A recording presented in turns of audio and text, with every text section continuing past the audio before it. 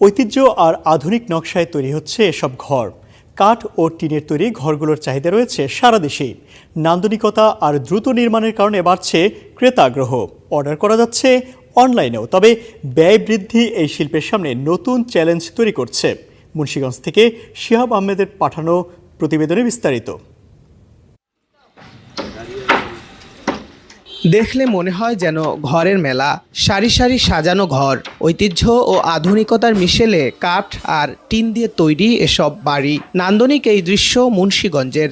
একতলা দুইতলা প্রতিটি ঘরই আলাদা নকশায় তৈরি। মানসিক প্রশান্তি ও সৌন্দর্যের টানে অনেকের পছন্দের তালিকায় এসব রেডিমেড ঘর। দাম গড়ে 2 লাখ টাকা, সর্বোচ্চ 50 লাখ টাকার ঘরও আছে।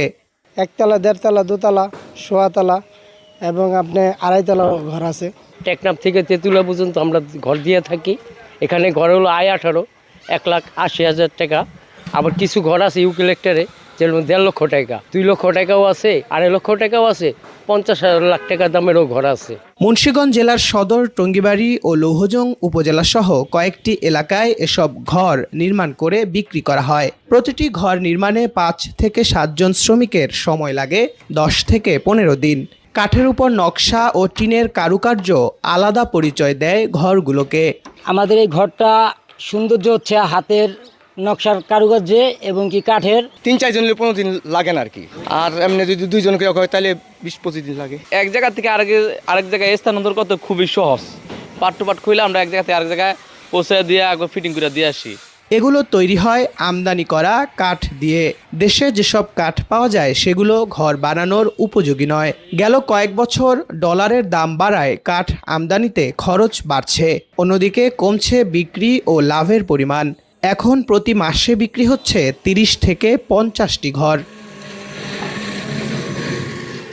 কাঠ ও টিনের সমন্বয়ে তৈরি এসব ঘর ধীরে ধীরে জনপ্রিয় হচ্ছে দেশ জুড়ে।